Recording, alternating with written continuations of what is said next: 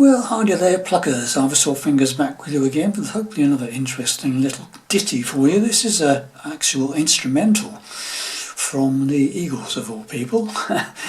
A song called I Dreamed There Was No War. Okay, so there we have it, a very basic version of the song, obviously played on an acoustic rather than an electric. And I'm playing the just arpeggiated chords underneath. On the original, obviously there's string pads going on, but there we have it in its rawest form, and hopefully you enjoyed that, and if you're interested in it, I'll break it down for you in a couple of days time. Okay, bye for now, hope to see you later.